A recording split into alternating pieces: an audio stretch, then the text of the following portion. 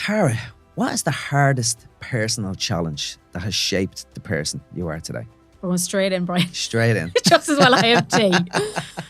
It was funny when I sat and thought about this.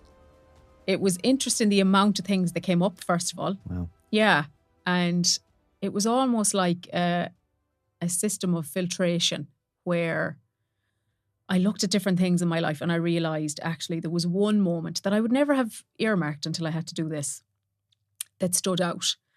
And it was when my mother was diagnosed with COPD, which is a chronic lung disease. Mm. And there had been so many chapters in my life previous to that diagnosis for Mam. But I think in that moment, there was a slow, almost pivotal progression in terms of my internal sense of safety. And when Mam was diagnosed, it was like I had to find stability for myself. I never realised how much of a cornerstone in my life she was, or that she was actually where safety lived. And I think her illness was actually something that really began that huge transformation or catalyst in my life of stepping into who I was without all of the other stuff that had happened before. Wow, that's really resonant with me as well, actually, because my partner, Natalie, lost her mom there recently as well. Yeah, I'm sorry. I never thought about it from that perspective. Your internal sense of safety was completely taken away, Yeah. to be quite honest. And it's funny, before we went on air, we were talking about this word resilience. Yeah. And it's a tricky word, Yeah. but it's like, I like to think of the term beyond resilience, and it's using the challenges of life as the fuel to learn and grow. And I was like, that safety blanket, your safety internal system was taken away. Yeah. So that gave you an opportunity to grow in a way, is that? Yeah, it was definitely an opportunity. I don't think I saw it as that at the time. Obviously not, yeah. Yeah, COPD is a funny disease. For anyone that's listening that has experienced it, I just want to give you the biggest cuddle. My brother describes that disease as death by razor blades. Wow. It comes and takes a little piece of you and then it goes away. And then the version of you that's left is a little bit weaker and a little bit more fragile. And then you adjust to that and then it comes back again in the form of exacerbations in my mum's lungs. So she would get chest infections after chest infection after chest infection. And several times she suffered respiratory failure where she ended up in ICU. But it's a slow, cunning process almost. It nearly feels like an entity of itself, actually. Because this person that was this powerhouse in my life, like she was, if she was to walk in here now, that you wouldn't need to put on the lights. Like she was just the most extraordinary woman. And she left school when she was 14, and I always say she was one of the wisest people that I ever met in my whole life. And to watch somebody like that very slowly disintegrate in front of your eyes and feel so helpless, it was definitely one of the most challenging things I've ever experienced. And my brother and I cared for her for probably about 6 years before she passed away. So that change and that challenge was slow. It was almost like a restructuring internally of everything that I had known from when I was small. It's really interesting the way you talk about it, like an identity. It's like a villain came into your life, like this person came in and took down the strongest structure in your life, a powerhouse and wise person. How, like, mentally or emotionally, like, how did that feel for that to happen? Like, I'm trying to nearly get into the weeds of the growth piece as well. But when you were in that, you says it didn't feel like that at the time. No, I didn't. Yeah, how did it feel? I was so angry, Brian. Angry. I was so angry. Like, that was my mum, you know. And to see her be overtaken by something. And I think when somebody suffers with, you know, a life-limiting chronic disease and there is no cure for COPD, it can be managed, but ultimately it's the winner. I had so much anger and devastation. You know, the grief process with Mam, I think I had dress rehearsed her death so many times inside my head before it actually happened. You're never ready, like. But you slowly begin to lose somebody and you grieve them long before the physical entity ever leaves the world, long before ever her heart stopped beating. I had began to lose her very, very slowly in different ways, physically and psychologically and emotionally and spiritually. She was beginning to wilt in front of our eyes while still trying to hold the game face. Mam was the ultimate performer, you know. And I think my sense of identity was completely turned upside down and our roles totally reversed. So anyone that's listening that has had to care for a parent, I don't think anything prepares you for that, actually, when you become the parent and they become the child. And that was what happened. It was heartbreaking. How many years ago was that? Mam passed away in 2018 on the 28th of December. 28th of December, 2018. Yeah. It's funny, the one thing, I've been around COPD as well. I've seen it in several people in recent years as well. And like, even when you think about the breath, it's your life force. Your spirit is your breath. It's the essence of life. So to see the essence of life being slowly taken away, like, it must have been so challenging. Like death by 1,000 cuts. It's such a terrible disease. It is, and I think people, the focus mainly is on the physiological aspect. So they're looking at what's happening in the body, and they're doing all these, you know, chest x-rays and blood gases and all of these things. I nearly became a medical consultant. I was a psychopath. That was my coping mechanism. Yeah. I studied and watched and learned, and a good coping mechanism, well, I'd I say, don't know. To an extent, before you get into the depths. Because I think I'd love to chat to you about that. Like, it's like, if you go straight into the emotions, it would be too much. So I think you need to dip in and dip out and dip in, and distractions like that can be. And I felt like I had no control. You know, I couldn't fight the villain, but I could fight the weapons that could fight against it. So I learned as much as I could learn about the disease and about the ways to manage the disease. And that was the only place that I had any degree of, that's the only place I could find safety and control. But like I said, the physiological aspect is something that people talk about all the time. I think what was harder for me was watching her spirit die and watching the psychological and emotional aspects of COPD, which I don't think is talked about nearly enough, you know, between the contraindications of the medication because they're on so many steroids all the time. And socially, Mam, you know, she couldn't move at the pace she used to. She was out of breath. If we went to the shop, we had to try and plan the journey so that you got a parking space right outside the door, and there was all these things, you know. She was the life and soul of parties, and she couldn't go anymore. She couldn't go. Even for my wedding, I remember we had to make sure that she had a room on the ground floor of the hotel. We had to make sure that we had our nebulizer and that we had oxygen on tap, and it's this whole other dimension actually to an illness that is just as tricky to navigate. Big time. And you think your wedding, or when you're bringing your mum to an event, but you can't have those expectations on all of the other people who haven't got that awareness. So all of a sudden, slowly but surely, you're being taken away from other elements of your life that were there, and so debilitating mentally and emotionally. I was just so afraid. I was so afraid. You know, like probably buried between all the sadness and all the anger, I was absolutely terrified. Like, she was my whole world.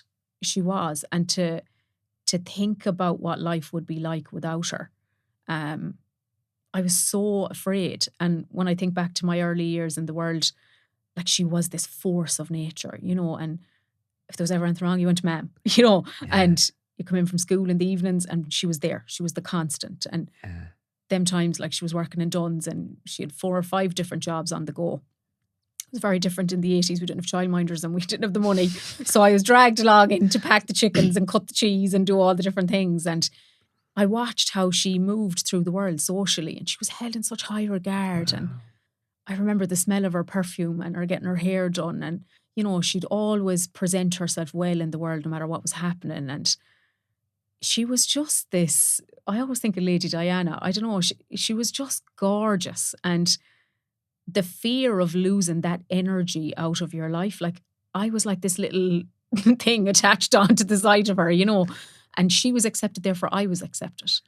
And she was knowledgeable, therefore I was taken seriously. Like, it was such an interesting dynamic. And then to watch it shift, to watch her be sick, and for those parts of her to slow, it's like dimming a light, like to watch that dim. Yeah.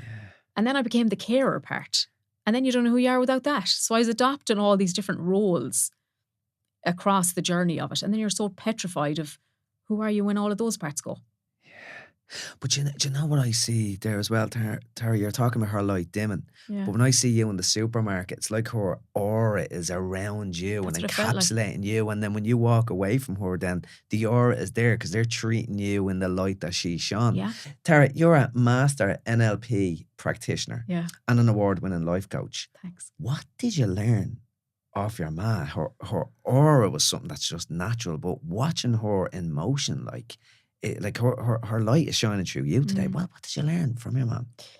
People are amazing, you know. Yeah. Mom treated everyone the same, no matter who they were, you know, whether it was somebody that she had met for the very first time or somebody that she knew forever. She always saw the light in people.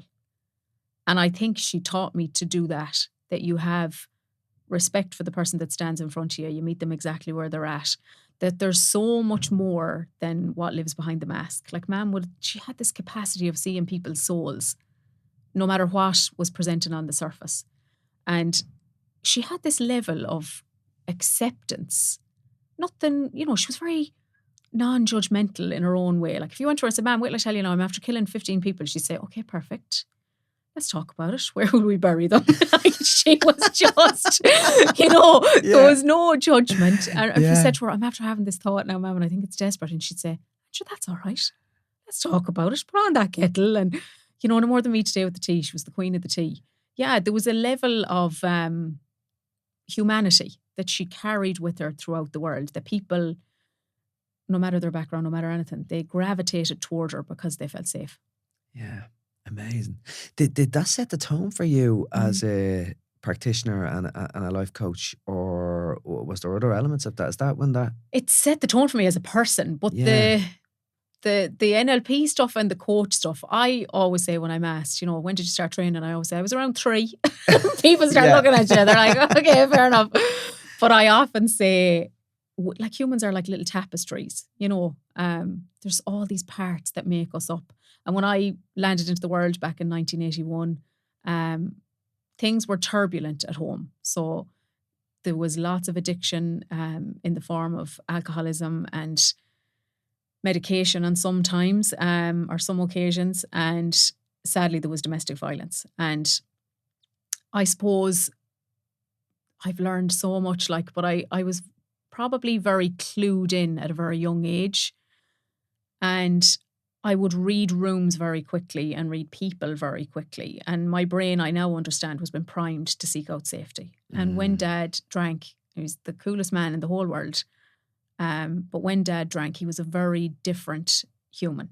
And there was a very different energy about him. And from a very young age, I learned to monitor people and read energy very fast and test from watching someone's eye contact or where they were breathing or their tone of voice or how they moved around a room. Or I learned to know, am I safe, am I not? Am I safe, am I not? And I was doing it consciously, and I now do it very unconsciously, I would imagine, after all the years.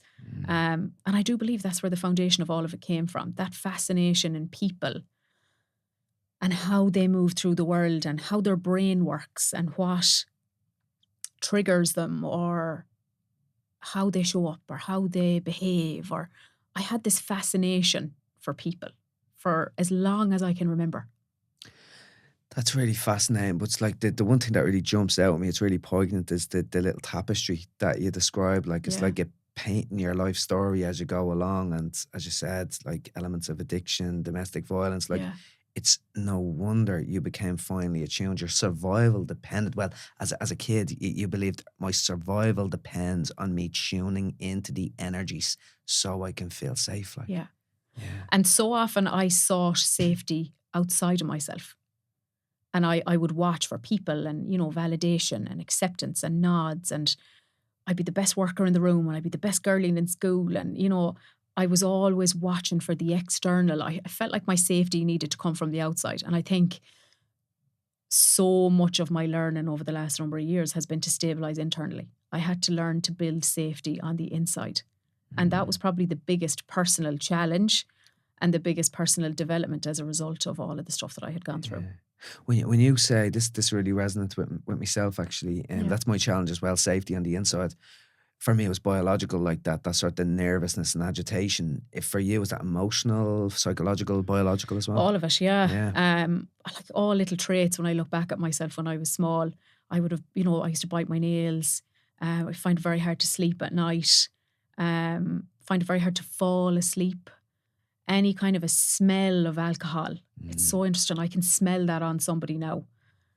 If I'm around people and they're drinking, it's absolutely fine because I know who they are and I've chosen to be there. But if I was around somebody and I didn't know them and I get that smell, it's like the heckles go up on the back of your neck. Like my body goes, beware.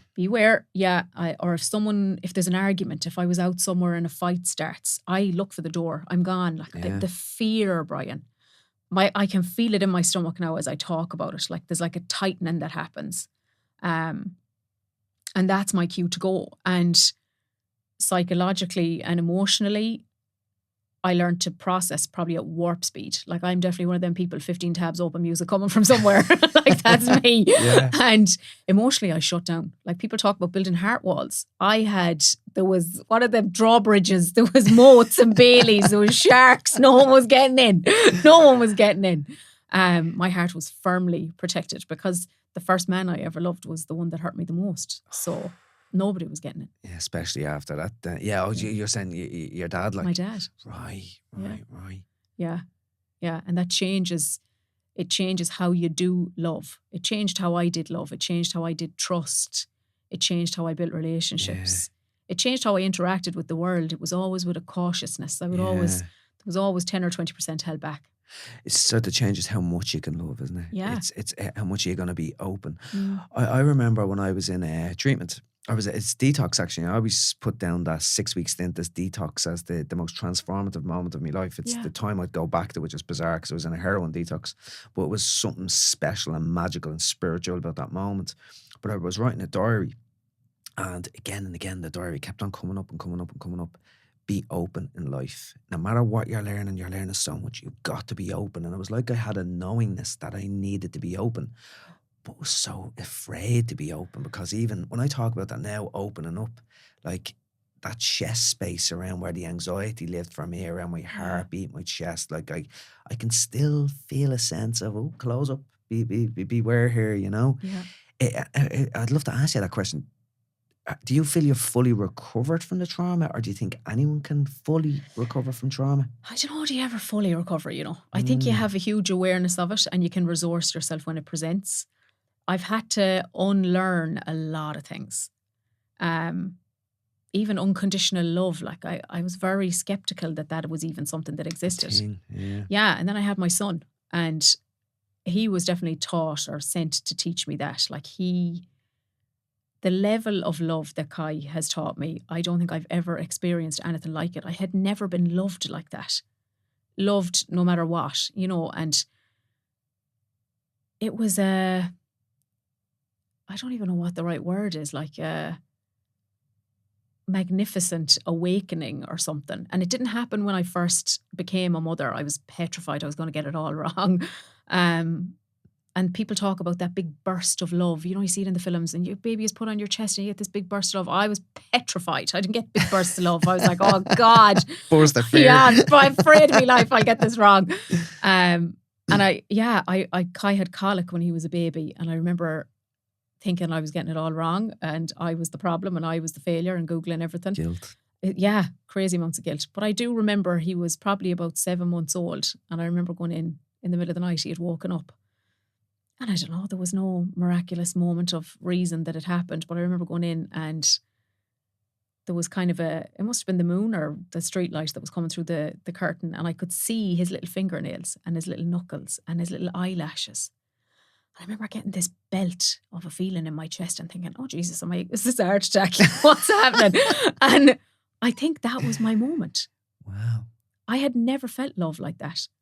And he accepted me exactly as I was. If you were done up and going to a wedding, or if you were with your hair in a knot at the top of your head with the 2 wrong pieces of pajamas, he just loved me. Yeah. And I had never, ever felt that. And it's probably one of the most profound feelings I've ever felt in my life, because I thought I was having a heart attack. No, Tara, it's actually just love. This is what we've wished for your entire life, and now you think you're dying. I had a similar experience actually, because when me and Natalie met during COVID, we were only having these video calls. We met during COVID. And we're like, it turned into this crazy. She gets cringy when I'm talking about this, but it turned into we had like at one stage an 8-hour video call. Like, so it was love. obviously something happening. Yeah. But I used to hear people, like you were saying, like I used to hear people talking about this warm feeling in your heart, and I thought it was just a figure of speech. Like it's not physical, it doesn't actually happen. Yeah. And I remember lying in my bed one night and feeling this pull. I call it a pulling sensation. What the hell is that? I was a pulled muscle, or I associate that with anxiety. Yeah. But it was just this feeling of love. I was falling in love for the first time. I'd never been in love before that. Obviously with my family, my mum and dad, it's a different kind of love, you know. It's a different kind of love. Yeah, I know. Yeah. So it was he was definitely sent to teach me that. Yeah, that's beautiful. And what made you become a life coach? I know you had another challenge in your life that you were living in Australia, right? I was in Australia. Yeah. I was working. What year was this? Oh, so Dad passed away in 2005. 2005, okay. Yeah. And I had gone to college and lived the dream. Like, I had my Honda Civic and I sold my Honda Civic to go to Australia, like so many people do after I finished college. That was a Honda Civic as well, isn't it? My first car. Do you have a Honda Civic? I had one, yeah. It was my first car. What a car. What a car. What a car. We do a whole other podcast. It was a VTI. I remember thinking I was the business. You were the business. 100%. But I remember, like that, Dad left school when he was 13, Mum left school when she was 14, and we were skint when we were small for so many different reasons. And education was never really on their radar. You know, it was like, go in and do your best in your tests on a Friday and, you know, sure, it'll all be grand. And I remember making the decision to go to college, and sure, it was groundbreaking. Like, you know, poor old Mum crying, thinking, how am I going to afford it? So I went to college in Dublin.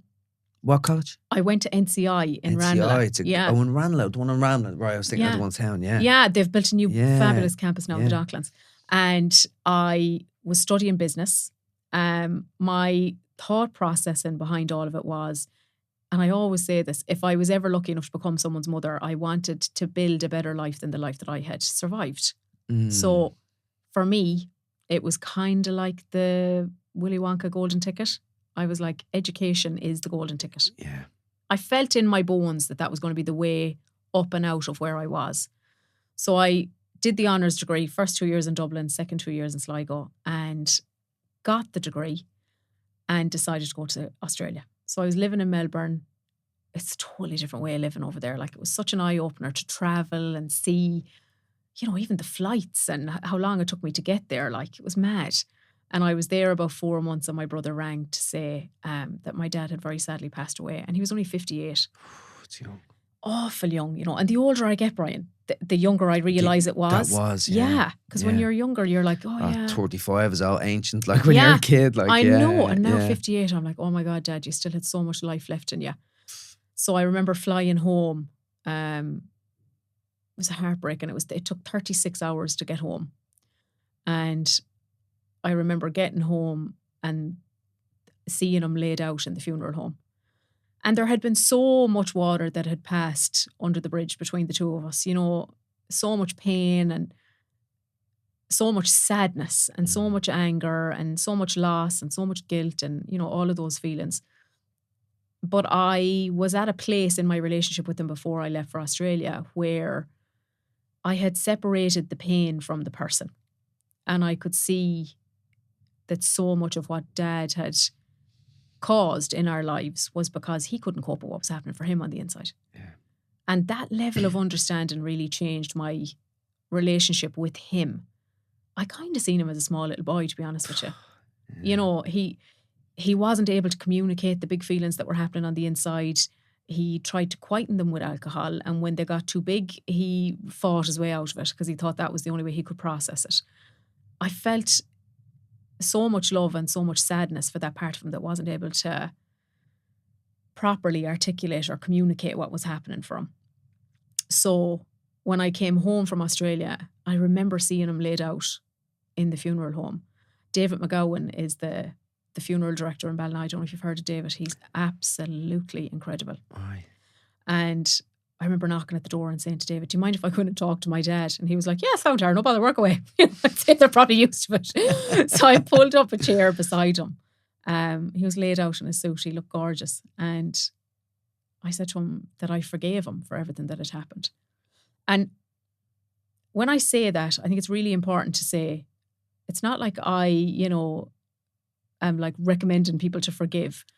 I found it as an act almost of self-liberation.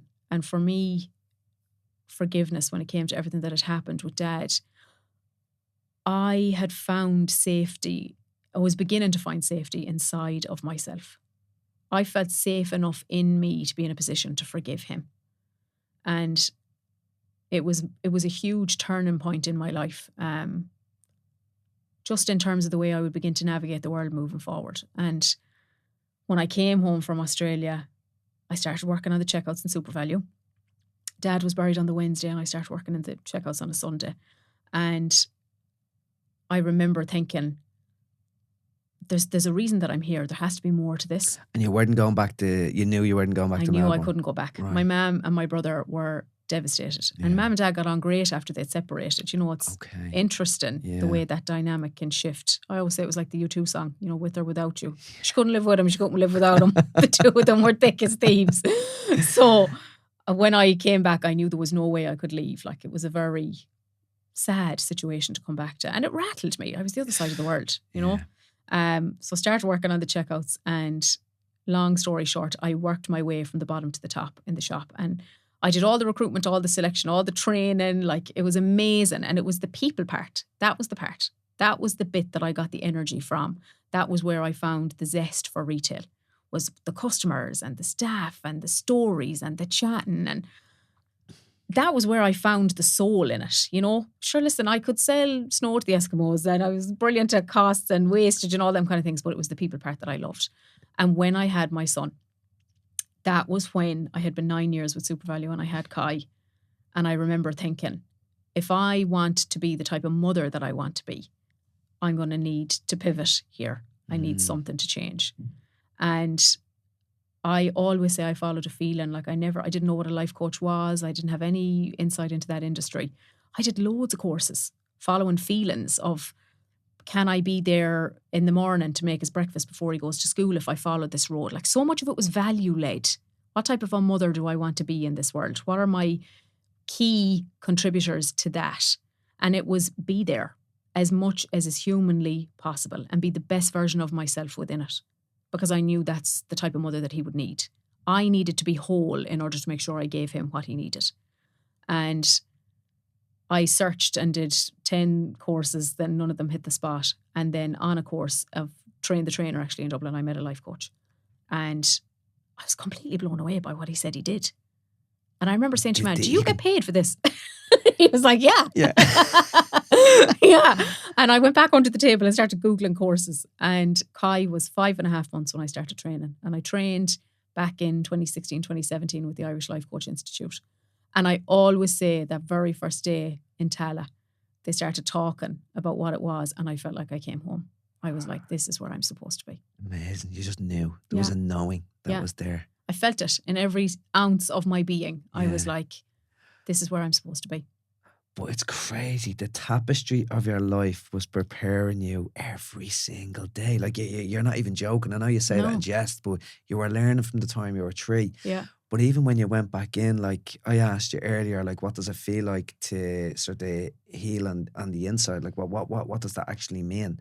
But like, when you went back in to forgive your dad, there was a safety on the inside where it was that awareness piece. I think that's huge for me as well. Like, when I see people, I don't see what they do when it's the challenges and the conditioning and the programming that brought them there. And it's like, I think natural empathy comes from that. All of a sudden you can step into someone else's shoes. You can step into their shoes when they were kids and you can see where that behavior brought them. Yeah. And that's just a very powerful move to make. It's very difficult. I think it happens naturally. I don't think you can teach somebody that. No, and I think that internal sense of safety, that curiosity, that level of internal self-acceptance and self-love. Like, I had to learn to love myself. One of my core beliefs was that I wasn't lovable. Because if I was, why were these things happening at home? Yeah. how could these people hurt me if that was, if that was true? I definitely believed I wasn't enough. Like there was layers and layers of belief systems that I had to do work on. And through vast amounts of counselling and psychotherapy, like I am a huge advocate for that world. Talk therapy works, it really does. And been able at that time in my life to speak from the wound. And I think that's important. I feel like I speak from a very different place now. There was a long time in my life where I spoke from the wound. And I had to talk from that place of pain until my logical brain was able to catch up with the hurt that was on the inside, and it was able to process it and be in a position to make peace with it. I don't feel like I speak from the wound anymore. I speak from a place of understanding now of all of the circumstances that were presented to me. And that's a different place to talk from. Definitely was. The word is speaking from the soul, the heart. It's a more solid. I feel a solidity about where you're speaking. There's real foundations there, Yeah. It's a very peaceful place to talk from as well. It's not as there's no bitterness. There's no anger. I have a lot of sadness for the me that went through it. Yeah. Alongside, held hand in hand with the sadness of what my dad was experiencing and what my mum was experiencing. But I can also hold little Tara with grace and see that she was doing her best, in a situation that was really hard, where she was trying to navigate the world in some of the most turbulent chapters that people go through. School, national school is hard, and secondary school, you're trying to, be 15 different people at once. And I was trying to protect everything that was happening at home. And that performance piece that serves me now on a stage or, that's where that part was born.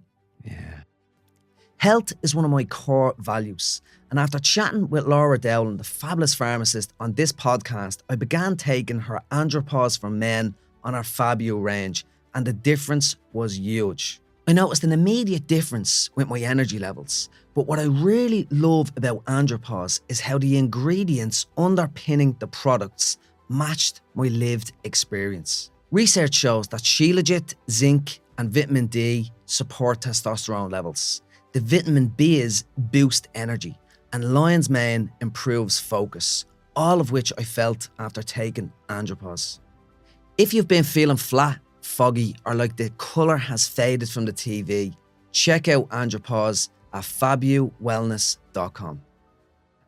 And you are a brilliant public speaker, by the way. So can I say that the first time we were trying to figure out when we first met Tara, it was about 3 years ago at an image event. And I was actually on a panel discussion, and I do love public speaking. And I remember you were the speaker on the day. And I was like, oh my God, she is incredible. Not only did you speak me language in terms of the work that you do and that kind of stuff. I'm mad into NLP as well. I never learned it traditionally. But you had everyone in bloody stitches. Sure, listen, I think it's one of the things that has served me, One of my coping mechanisms is the crack. Yeah, the crack. Yeah. And ma'am, 100% when my mother was sick. I know, yeah. When ma'am was sick, oh my God, I have videos on my phone and I am not joking you. The woman was hilarious. Right. And through some of the toughest times in her life, she'd have the whole hospital ward in stitches. I remember one particular time I shared the story with you. A consultant came in. Oh my God, she was so sick, Brian. Her air in her lungs, the volume was so low, she wasn't allowed to speak. So they had to give her a notebook so she could write stuff down. Now, most of it was, she was fuming that she couldn't say things. So it was all like very cross today. She was livid that she couldn't talk. Yeah, the darkness and the pen mark. Dug into it. So this consultant came in, this lovely respiratory consultant. He was gorgeous, and he came in and landed at the bottom of the bed and kind of gave us an update on her health and how she was getting on and her medication. It was all very serious, and how she was, how she was doing. And we were nodding and trying to understand all the language. And he said to her, before I leave now, Irene, is there anything that you'd like to say? And she could not breathe, Brian. She had been released from intensive care after respiratory failure. Right. So she tried to take a big deep breath, looking up at this gorgeous respiratory consultant. I'd say he was 20.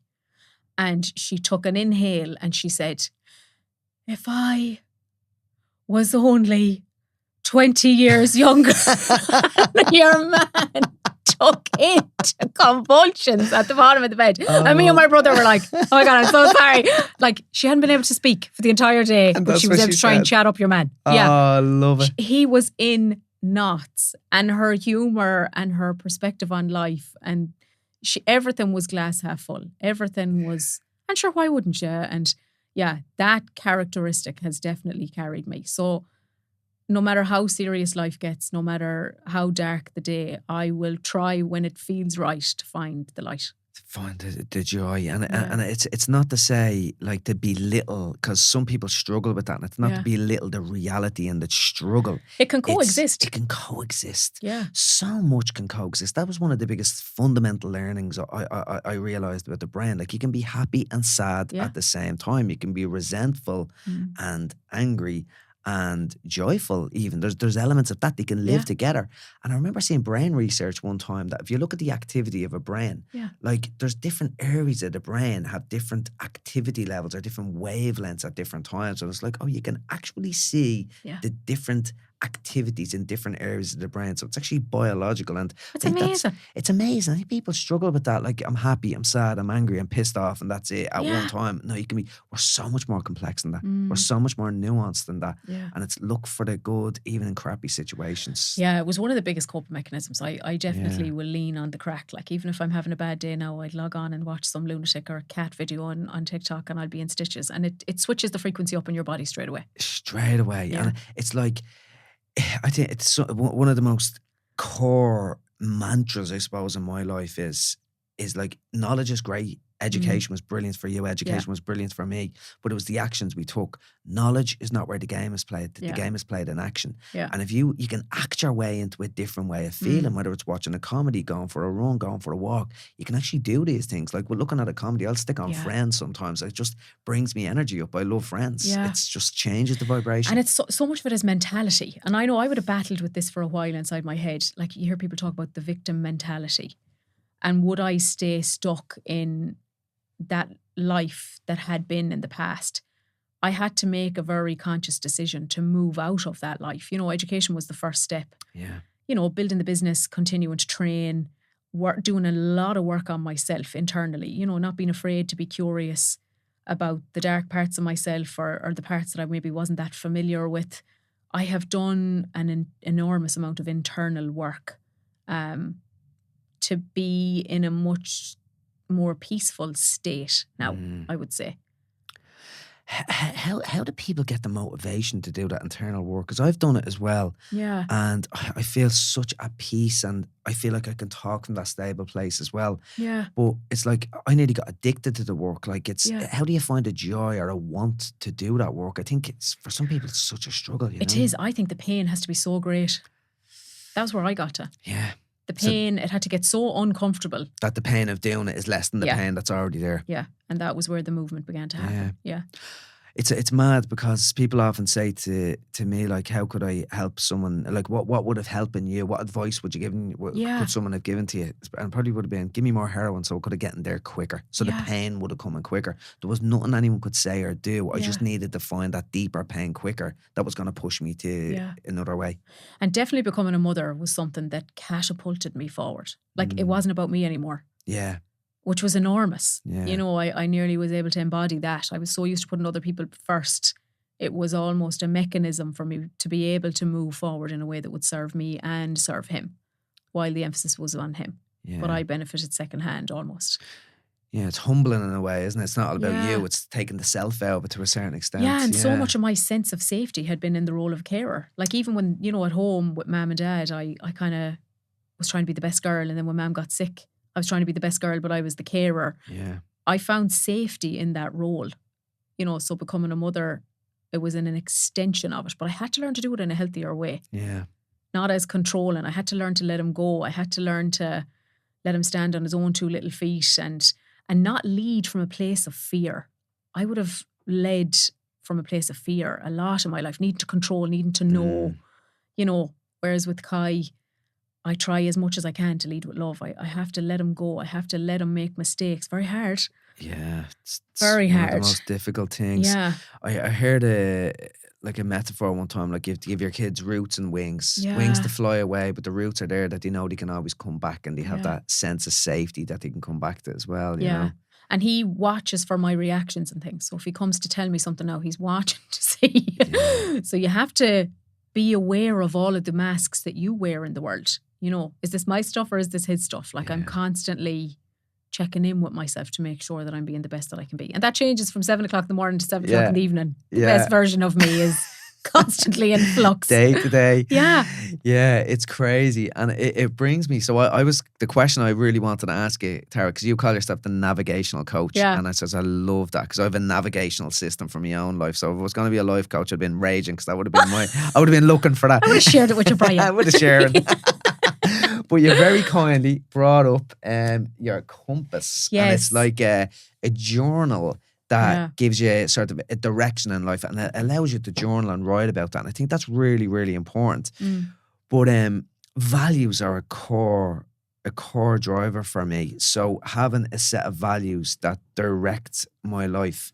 What in terms of this tool, because I love this, and I do a reset every year. It's like a yearly audit of my life, and I use different tools. I have questions like what gave you energy, what took away your energy, in terms of goal setting and stuff like that. And it's really, for me, it's all about awareness. Yeah. What gets measured gets managed. So like there's no surprise that the Googles and the Facebooks and the banks of the world, they actually check quarterly reviews and they do audits, they check things because they manage their money. So I think we need to do that in life as well. And that's what journaling is really. It's sort of writing it down, bringing it into reality, giving yourself a completely different perspective of something. So this is just brilliant. I'm dying to use this. Thank you. But tell me about the navigational coach, like the system that you use, and a little bit about this even. The name, the navigation coach, was because I was lost, to be honest with you. I'm always told it's this brilliant, profound marketing thing, and I'm always like, no, I was lost, and I knew that there had to be more people out there like me. Find a way that home. Needed, to find a way back to that true north. And that home piece was so fundamental in terms of my tapestry. You know, that was where all my belief systems were formed. My values were formed, you know, at home when I was small with mum and dad. And then I had to learn to build a home inside myself. And the compass for me is that it's so much more than a goal-setting diary. So it's the home inside yourself is more of the compass. You keep coming back to that, the safety inside, the compass inside. But it's enormous. It's where everything starts and ends. My relationship with myself is what dictates my relationship with the world. And I had a very fuzzy, kind of a vague internal landscape when it came to me. I was a chameleon in a room. I would be who I thought people needed me to be because I was so afraid of not being accepted. I needed to build a system where every day I was beginning to work on that self-concept and my self-worth. The tools in the compass bring you home every single day. There's a battery at the top of the page where we have to check in and see how we're doing with ourselves, you know, energy-wise, psychologically, emotionally, physically, spiritually. If the phone goes into the red, we're running for a charger. We don't do it with ourselves. There's a gratitude log in there. You know, I've learned a lot in terms of that RAS system at the front of the brain that's tracking for like red car theory. If you tell your brain, look for red cars, it's going to see them everywhere. If you tell your brain daily to track for gratitude, you're training that system to find the good. That's where ease lives in the body, the more joy we can surround ourselves with. And then we break down the goal setting aspect and we do it daily and then we do it monthly. And then you have to mind the you that's on the journey. I saw so many tools out there where people were just focusing on the goal, but they weren't minding the human that was on the way to the goal. You know, that messy middle, that process that happens all along the way. So all throughout the compass on a daily basis, we are looking at how you're fueling your body. How much water you're taking in. Have you spent time in nature? What's your sleep like? Have you met up with your friends? How much time have you spent on your phone? Because from working with clients over the last 8 years, they will know what the goal is. This is the stuff that falls down. I didn't need to build another goal-setting diary. I needed to build a system. Yeah.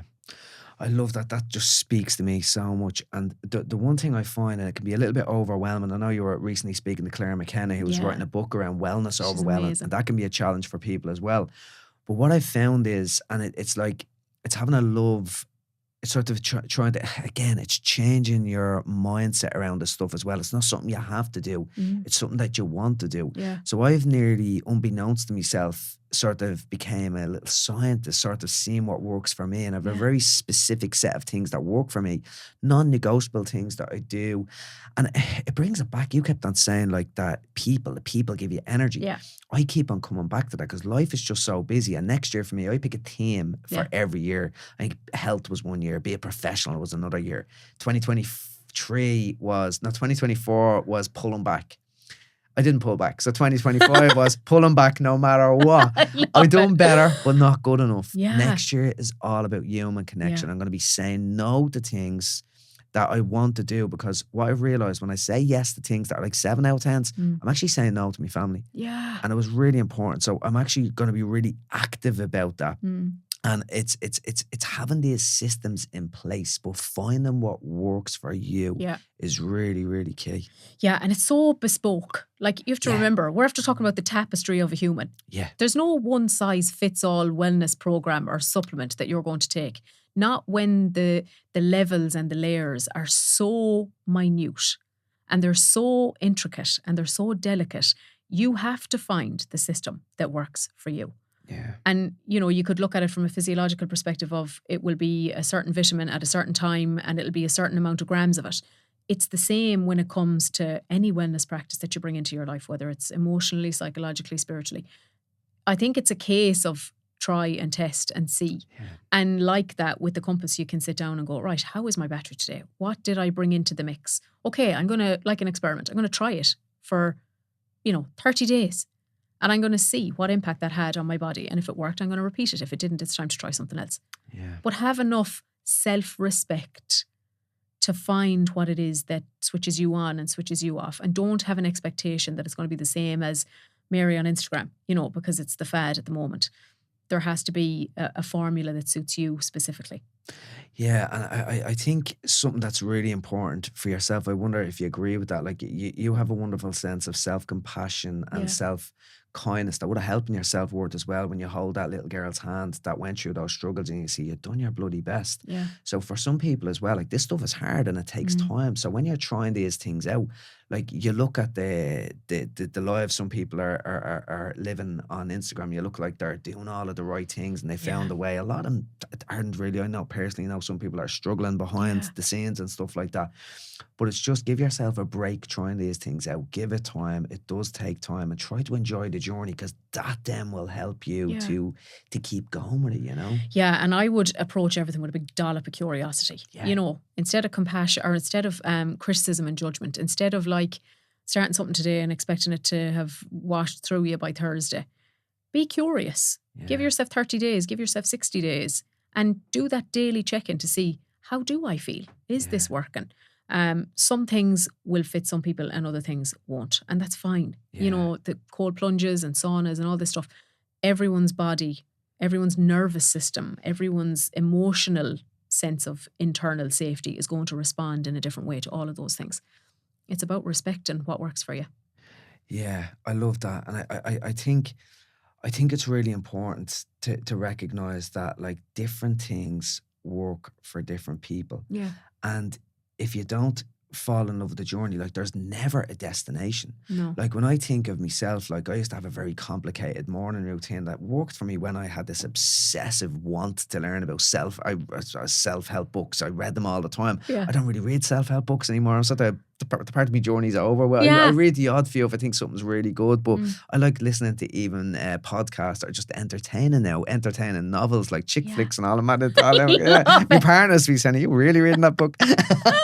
She's delighted. But the key is like that you change. You said you change from that you're a different person in the morning to the night. Yeah. So it's like one thing I have noticed, like the journey I've been on and the tools that I have in my life today that help me are very different from a couple of years ago, and they'll be different again. Like we seek novelty, so it's okay to be chopping and changing, but fall in love with the process of doing it rather than looking for something that now I have it, because you'll never really have it because we're never finished. No, it's the version of you that gets it then will want something else. Yeah. I think you just have to meet yourself where you're at. Yeah. That time and space every day to tune into yourself, whether it's standing at the back door with a mug of tea looking up at the birds, or when the traffic light turns red. I love when I get an old red traffic light, because it means I can sit there and the universe has gone, hey, slow down there for 2 minutes, settle yourself. And I sit there and I go, right, how it's like a recalibration almost. How am I getting on? How many tabs are open? Is there music coming from somewhere? What feeling is in my body? Like how am I breathing? What was my sleep like? Like tuning in and nurturing and nourishing that relationship with yourself, but choosing to do it with compassion and meeting yourself exactly where you're at. Whether it's 7 o'clock in the morning or 7 o'clock in the evening, you're going to meet a different version of yourself, I guarantee you. Yeah, I love that. And it brings me to think like there's absolutely no absolutes for everybody. If people think they have the cure for everybody, like it just doesn't work that way. No. So I'm going to ask you a really challenging question. Go on. What would be the one, if there was an absolute, like human connection for me is a thing. Like you've got to get human connection in your life. But so if there was something overarching thing that people need to do, that checking in piece that you maybe answer that, is that? It's the checking in piece. Yeah, it's turning down all the noise of the world. And I think over the last 8 years, I've worked with a lot of people all over the world, and I don't think I've ever seen people as disconnected as they are now. There's so much noise. There's so much distraction. There's so much information. You know, I don't think I've ever seen it. And then you sit with someone and I'll say to them, and how do you feel about that? And they nearly say to me, well, I know I should be feeling. And Mary down the road is feeling. And Instagram put up a quote and it said that and I'm thinking, yeah, okay, wonderful. How are you feeling? And so often the answer is, I don't know. I don't know.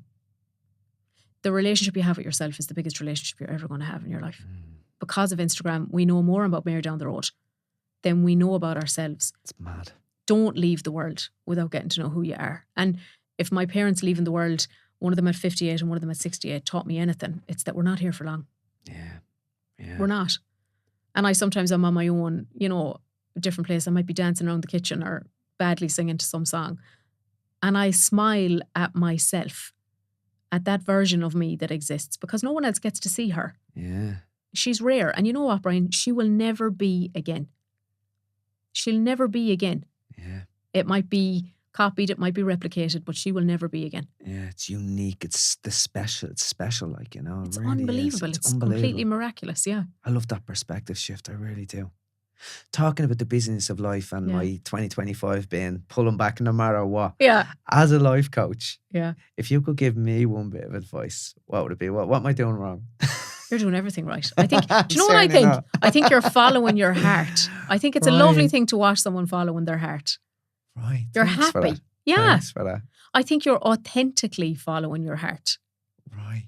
I think you're doing things that are bringing you joy. You're around people that are bringing you joy. I said to you, there was a video up on your Instagram of the dog there you're trying to teach. But maybe by the time this goes out, you'll be able to roll over. But yesterday she was mithered. Paw, the little weak roll paw. over and the little paw came up. Is this it? Yeah. I was like, the poor dog's up in a heap. I think more joy, more tuning into what authentically brings you joy. And you know what? Pulling back to the compass as well, which is why I love that, and the navigational coach idea as well. Like I definitely, like I do feel I'm going in the right direction, but I'm constantly course correcting all the time because I'm being pulled here and being pulled there. And I think being so busy in the last year or two, and I got to do the documentary, was great, some amazing experience, and there was heart following stuff in there as well. But it definitely pulled you off course. So it's having got that navigational system to bring you back, I think, is really, really key. Yeah. Follow the joy. And a lot more time spent down in the body. I think there's an awful lot of noise above the head. Like I constantly recognise a question I ask myself now. How do I feel when I do this? How do I feel after I do this? And I'm beginning to tune into, actually, that really feels like me. Yeah. That feels like me. Or Jesus, that didn't feel like me. Yeah. Why was I doing that? What was the reason that I stepped into that space? Who did I become around those people? Like I'm starting to tune into the inside radio station now, and it's interesting. It is, and it's something you mentioned earlier, something I try to stay away from as well, as these fear-based decisions, because if you're not being you're probably acting or making decisions based on a fear or perceiving something in the world. Like it's a big residue from my past. It's still something I have to check in with frequently, is that part of me or those parts of me will show up and flood me with anxiety, and I can make decisions from that very fear-based place, and I have to keep checking in going, I'm not there anymore. Yeah. I'm not there anymore, I'm here. And right now in this moment, everything is okay, Tara. And you're not that little girl. You're not her anymore.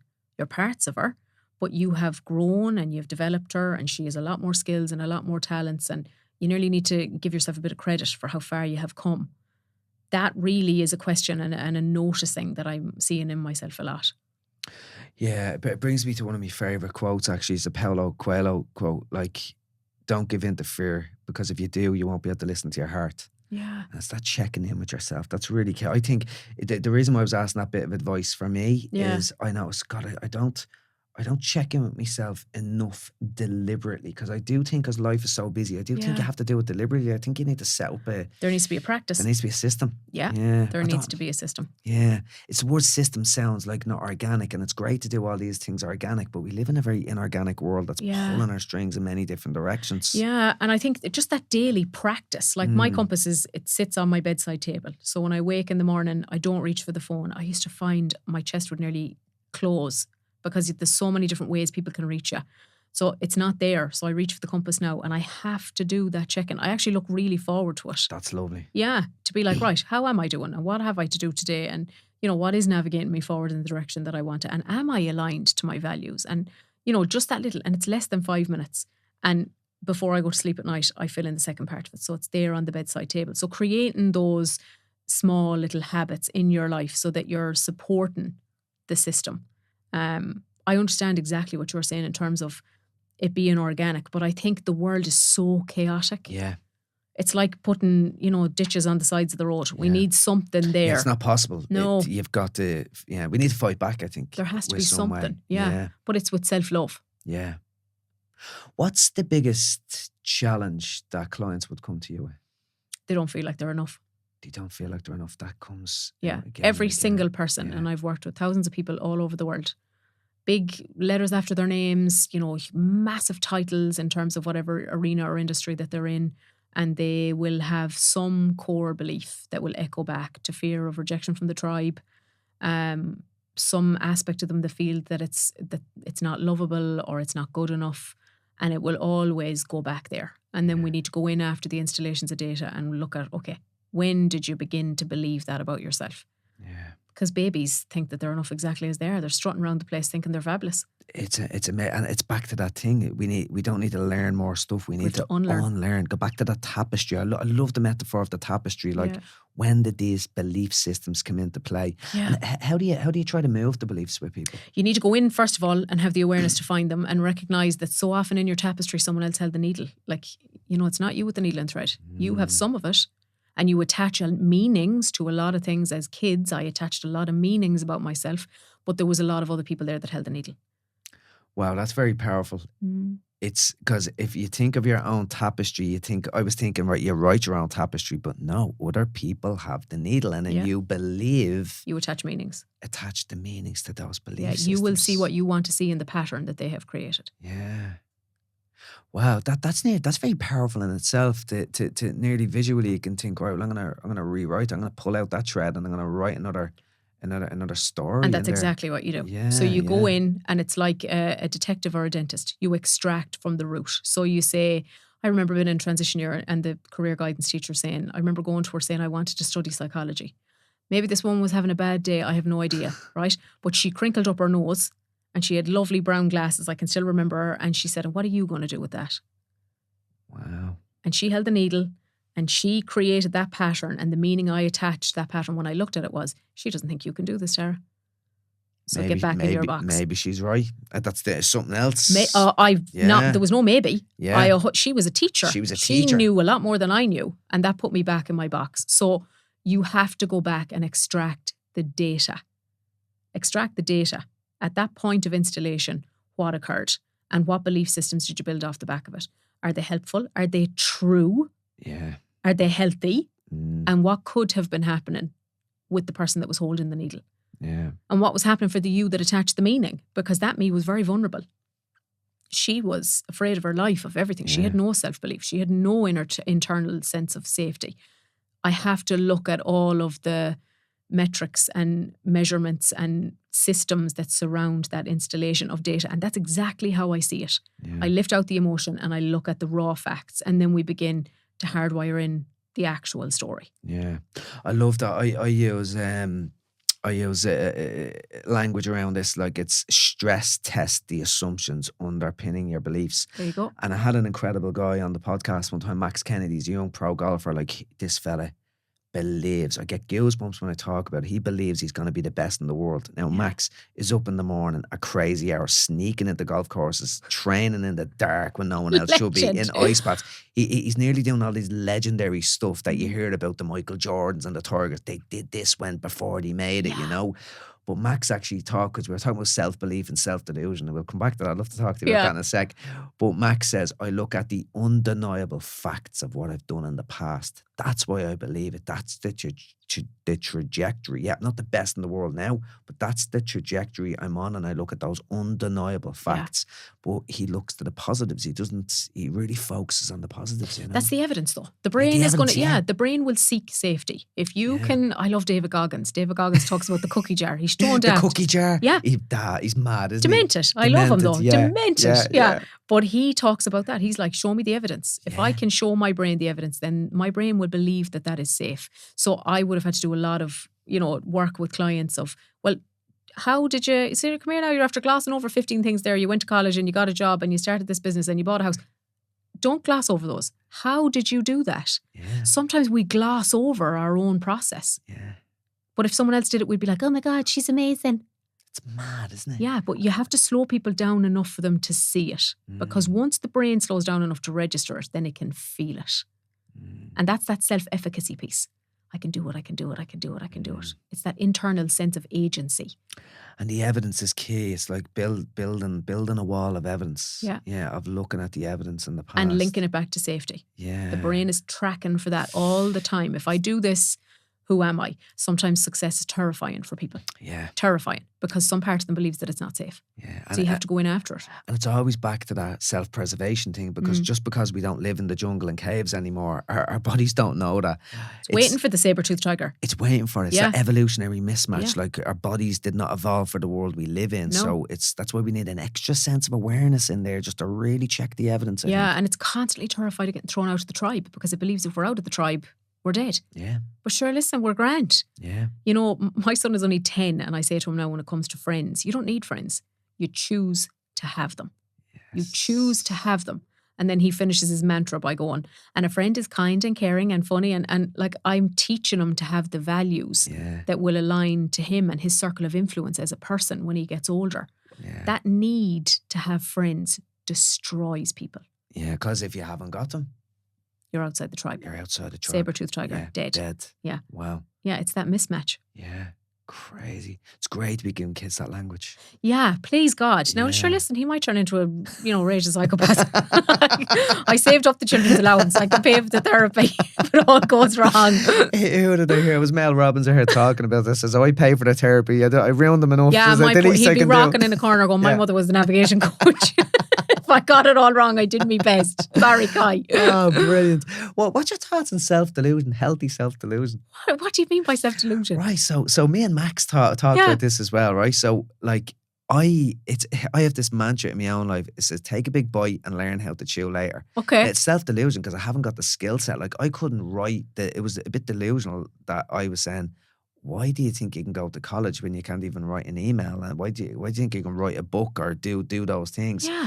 But I had to sort of be, like I often said, there's a thin line between self-delusion and self-belief. Yeah. I cross it regularly, but it's like I have to be deluded enough to believe I can do it. Yeah. And then it's the actions that take me there and give me the ability to do it. Okay. But it's really taking a risk, being bold and taking a chance when you haven't got the evidence. Okay, I definitely have that. I've never heard the name of it, but Built to the Compass. Sure, I had never written a book.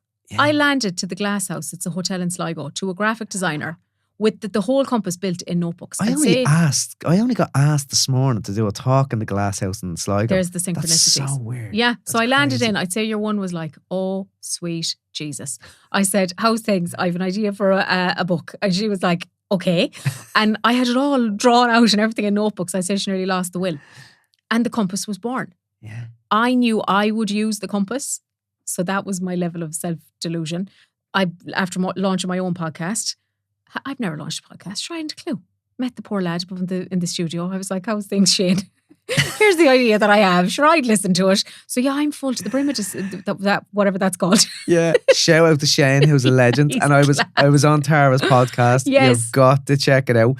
It's you pick 7 songs. Yeah. It's 7? What's 7, isn't it? 7 songs. That brings people into the emotions. Oh yeah, really. That was very clever, Tara. You're tapping into all your skill set there for the chapters of life. But I love music. The universal language. What's the podcast called? Living in Stereo. Living in Stereo. Epic podcast. Yeah, so that was pure disillusion. Sure, I had never done anything like that. Yeah. sat in. I was like, sure, listen, I like tunes. I'd listen to this. Be grand.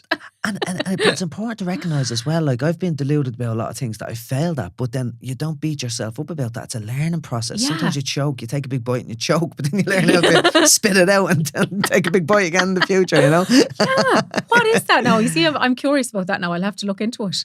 How do we do it? How do we believe? How do we know? I don't know. It's I don't know where I got. Did I read it somewhere? Did I come up with it myself? But it was always like, do you know what it was? I think when I was writing my book, I find people in addiction were people in general were black belts in self-deception. Like we're very easy to deceive. Yeah. And people think impulsivity is a bad thing as well. But when I started the new chapter in life, I seen a healthy element of self-delusion, a healthy element of impulsivity. I take a big chance. I impulsively jump into things. It doesn't always go well. Do you know what I think it is though, as I'm listening to you talking? I trust myself. My gut is never wrong. Right. So I don't know if it's delusion. Yeah, I trust myself implicitly. I do. So if I decide to go after something, there's a part of me that knows there's something in this. Yeah, I like that. So what's a line? It's me. I shouldn't be quoting myself, but it's like your mind will trick you, your heart will blind you, but you can always trust your gut. There you go. And it'll be my gut that would have led me to do the compass. It would be my gut that led me to do living in stereo. It's and even if I say yes to things like you asking me to be here today, it's my gut that will say, yeah, Brian's class. I'll say yeah. You know, and there'd be times where I would say no to things as well. Yeah. So yeah, maybe it's more trust than delusion. I think so. I think you're right there. And it's back to checking in with yourself, to tune into It's that internal relationship, right? It's everything. It's where it starts and ends. It really is. You've given me a great insight into that today, much deeper insight into that tuning into yourself. Yeah. If someone's lost right now, Tara, I just can't believe we're up on time already, but if somebody is lost right now, struggling, their navigational system is offline, where do they start? What do they do? On the inside. On the inside. Yeah. Sit with yourself and ask yourself, in this exact chapter of your life, what are your values? And that piece of work is so often undervalued. My values were so different in my 20s than they were in my 30s, and they're different again in my 40s. Where do you know? Oh God, yeah. My values now is peace. Peace, inner safety, peace. Yeah. nature, time with Kai, time with Kevin, time with myself, which would never have been up there. Yeah. I have completely changed. And I think we need to be reassessing the values all the time. Like when I lost Mum, when I lost Dad, when I had Kai, all these big life things, your values find you, you don't find them. Yeah. And so often they come from scarcity, you didn't have it and you want it, or you loved it, they come from love, you love it and you want more of it. So sit down with a pen and paper and say, right now, on this exact date, whatever it is as you're listening to me talking, what are the most important things to me in the world? Just start there. Yeah. And then if you still feel lost, it's always a kind of a nod, I feel, if it feels bigger than you, to ask for help. I have worked alongside and have gone to counsellors and psychotherapists. I have my own coach for as long as I can remember. Like, I'm 44 now. I probably since I was about 18 or 19, in some form of therapy. Don't be afraid to ask for help if you're feeling like you're lost. Sometimes we have this misassumption or I don't know what the right word is, in our heads that we can do it ourselves. It's okay to ask for help. Like, I had hyper independence, total trauma, where I used to think I had to do everything myself. And I was so afraid of getting it wrong if I asked somebody else or letting them down. But the more I have found people I trust and the more I've asked them for help, it has enriched my life. Yeah. I think there's a challenge that people have. They say, no, I'll be all right, I can do it myself. Yeah, you probably survive, you probably will be okay. But if you want to thrive, ask for help. Yeah. Like, therapy can help you to thrive. It's not just about the challenges. A life coach can help you to thrive. Yeah. I have people in my life, I call them idiot checkers, because we can't say our own crap. Like, how am I being an idiot today? Yeah. Check me for my idiotness. Your blind spots. Your blind spots, you know. It's really important. Yeah, it's so important. And so many of my clients come to me and, the modalities can coexist. They come to me and then something will come up in a session and I'll say, listen, I feel like, or do you feel like this needs a bit more time and energy? And they'll say, yeah. And I'll say, right, class, I have this girl here and she's, she specialises in this aspect of psychotherapy, and the modalities can run parallel and it works fantastic. So don't be afraid to ask for help and to reach out if it feels bigger than you. Yeah. Brilliant. What great advice. Is there anything we didn't, and you wanted to chat? So we've the whole world put back to rights now, Brian. We do. Done. Tick box. No, I think we covered everything. Yeah, it was gorgeous. Brilliant. I love this chat. And I just want to give an extra special shout out, Tara, because you're an epic public speaker. You really are. So if there's anyone looking for a bit of crack, ingenious insights into the human mind and tools and tactics, give Tara a shout and listen to that podcast. It's only episode 1, isn't it? Episode 1 is just out now. Isn't it? Yeah, sure. Listen, that's the delusion. That's the delusion coming to fruition. Yeah. I love it. Tara, thank you so much. It's been an absolute pleasure. Thank you for having me.